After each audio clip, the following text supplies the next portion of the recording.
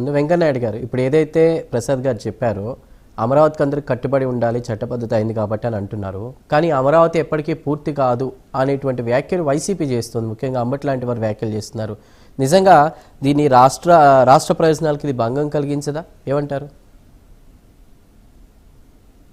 వెంకయ్యనాయుడు గారు చెప్పినట్టుగా?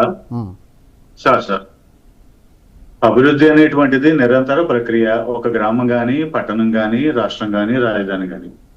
అయితే దానిలో జరుగుతున్న అవినీతి గురించి మేము మాట్లాడుతున్నాం. అమరావతి అభివృద్ధిలోని అవినీతిలోని మాట్లాడతాం. ఎక్కడ ఏ జిల్లాలో అభివృద్ధిలో అవినీతి జరిగినా మాట్లాడతాం.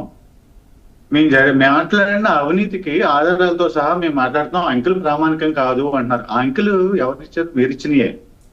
ఎవరైతే అధికారంలో ఉన్నారో వాళ్ళు ఎస్టిమేట్లు వేసి వాళ్ళే మళ్ళీ అట్లని పెంచుకొని చేసుకుంటున్నారని చెప్పి మా ఆరోపణ.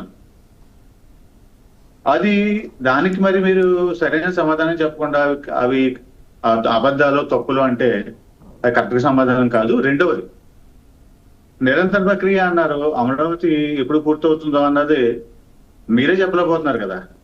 ఇప్పుడు 14, 19 ప్రోగ్రెస్ తీసుకోండి, ఎంతవరకు చేయగలిగారు? ఈ 2 సంవత్సరాలు ప్రోగ్రెస్ తీసుకోండి, ఎంతవరకు చేయగలిగారు? అసలు అక్కడ జరుగుతున్న ల్యాండ్ పూలింగ్ లో జరుగుతున్న విషయాలు మీరు మీడియా ద్వారా అక్కడ రైతుల యొక్క వ్యతిరేకత ఏ రకంగా ఉందో అది కూడా మీరు చూశారు. మేము చెప్తున్నది కాదు, వైసీపీ చెప్తున్నది కాదు. అక్కడ రైతులే వ్యతిరేకంగా మాట్లాడుతున్నారు. మళ్ళీ 2వ దశ ల్యాండ్ పూలింగ్ లో కూడా మరి జరుగుతున్న విషయాలు మరి మీడియాలో మీరు అందరూ పెద్దలు, మేధావులు అందరూ చూశారు, ప్రజలు చూశారు, అన్ని పార్టీల వాళ్ళు చూస్తున్నారు. ఒకవేళ ప్రతిపక్షం మేము కాకపోయినా ఎవరైనా స్పందించినా కూడా దానికి సరైన సమాధానం లేదు. పైగా కేసులు పెడుతున్నారు.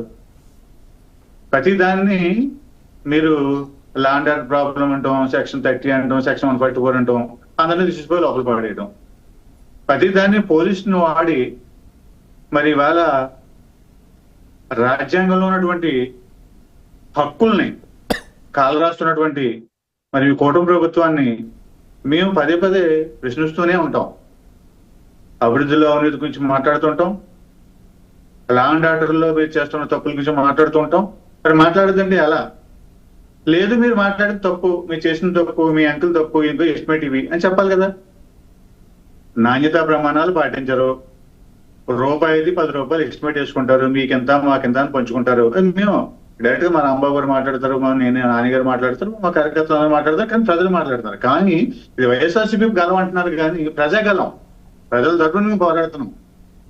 మనం మెడికల్ కాలేజ్ గురించి మాట్లాడినా, ఇవాళ డిఎస్సీ గురించి మాట్లాడినా, ఇవాళ అమరావతి గురించి మాట్లాడినా ప్రజాగలం, ప్రతిపక్ష పాత్ర మేము ప్రజల తరఫున మాట్లాడుతున్నాం.